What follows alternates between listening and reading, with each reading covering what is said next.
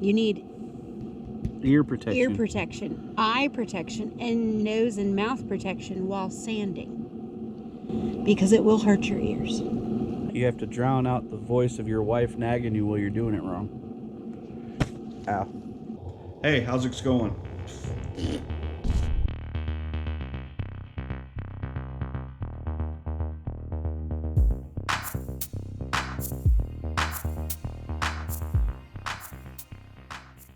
Hey, how you doing today? Hope you're doing fantastic. I know I'm out here feeling exactly the way I look. Glorious. Before we get started in this video, I want to let you know that at the top of the description are the time codes for this video. If you want to skip my rambling on beforehand, just drop down there, pick the section you want to see, or if you're returning to this video and there's just a certain spot you're wanting to double check, take you right to it. Now, in this video, we are going to be doing just a quick glimpse at the steps I took to paint the frame on an old aquarium I acquired. This isn't really a tutorial. It's just going to be a quick run through of me prepping and painting this tank. To give you a little history on this tank, I acquired it for free. Basically, what I'm to understand is that a family member of my mother-in-law bought some land, and while cleaning up that land, they found this tank. It was full of dirt and debris. It looked like it had been sitting outside for a while. Got it cleaned up good enough to take a look at it, and it's actually in really good condition. So I cleaned it up better. All the seals are good. There's some nicks and scratches in the glass, but that's to be expected in a used tank. I have no problem with using this one at all. It's going to end up going in my living room. Originally, we were redoing a 55-gallon, but acquiring this one, it's got the same footprint as the 55, but it's a few inches taller, making it closer to 60 gallons. That's why I've dubbed it the Budget 60. And I think that since this is going to be housing angels, that extra couple inches in height would be great because they grow tall. So we're going to stop the 55 project. We're going to transfer over to this 60. We're going to get it knocked out so we can get it set up. Now, another thing is that me and my wife have been talking about retexturing and painting the living room, and she so wisely pointed out we should do the corner the tank is going in before we set the tank up, so we don't have to drain it and move it or try to hide the old texture and paint behind it. So we're going to do today's video on painting this frame, then we're going to do a video of retexturing and painting that corner and getting it set up. So basically what we're going through today is, it's an old oceanic tank. Nice thick glass on these old tanks, but they had this fake wood grain plastic frame. Not a fan of it. We've decided to prep that plastic and paint it to match the color of the stand. Again, this isn't in no way a tutorial. I'm not really taking the time to explain everything I'm doing. It's just basic spray painting technique, so you can look that up anywhere. Also, this is being filmed outside.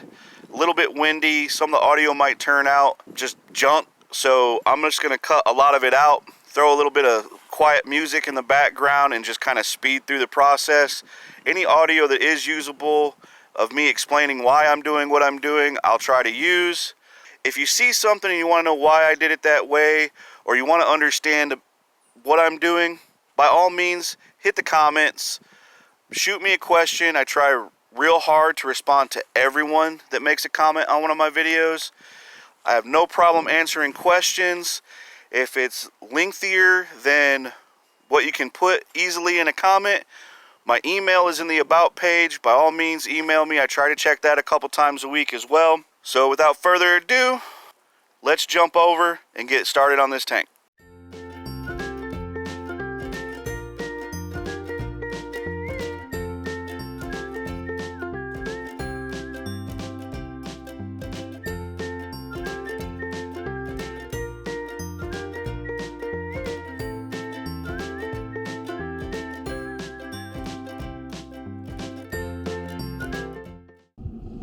Using a very fine grit.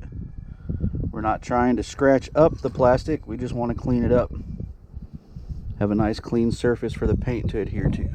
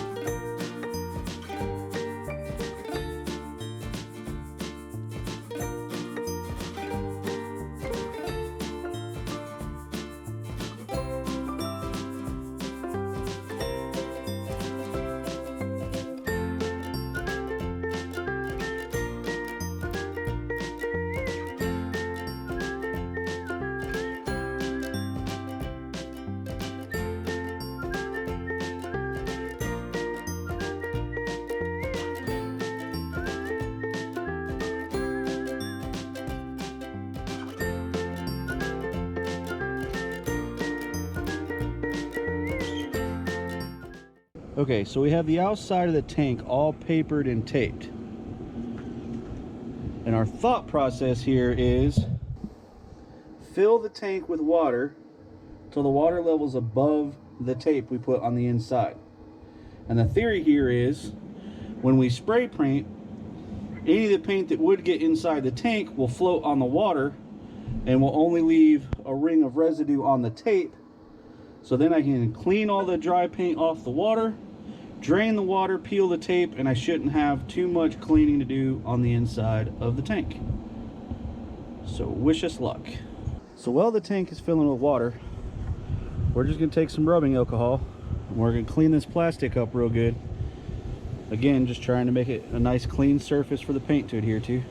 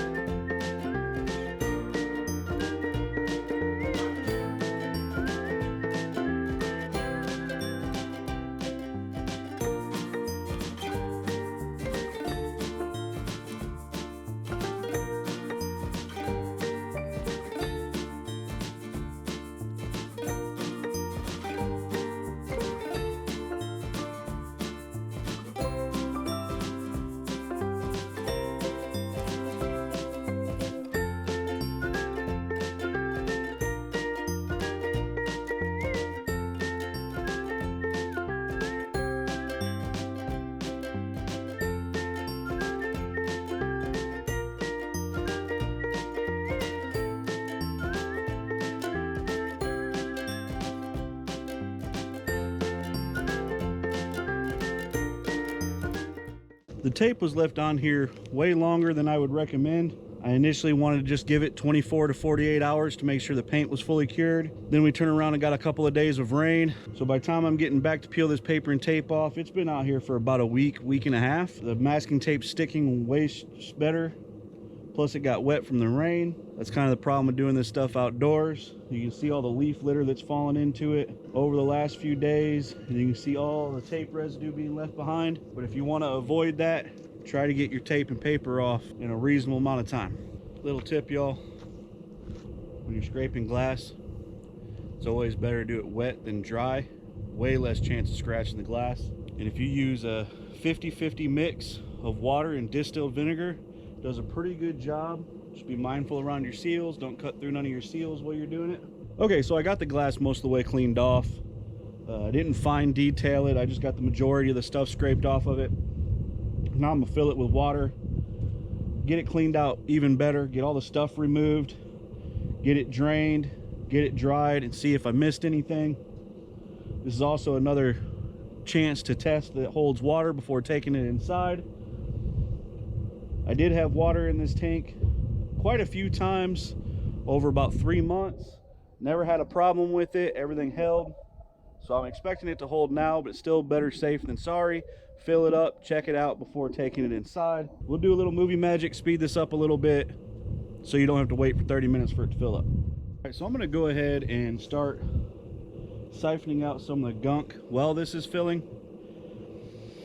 Now, if you happen to come across one of these at a garage sale or a thrift store and it's missing its bulb, or the one you have is lost or broken, there is a way you can start a siphon without sucking on this thing. I'll show you how I do that.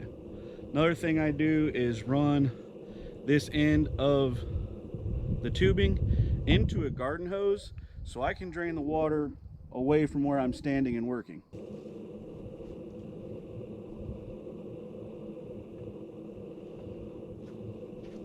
Alright, so to get a siphon going without the bulb or without creating suction, all you gotta do is fill the entire thing with water. Then you're gonna lift it out of the water, and as it starts to flow over, you're gonna quickly put it back into the water.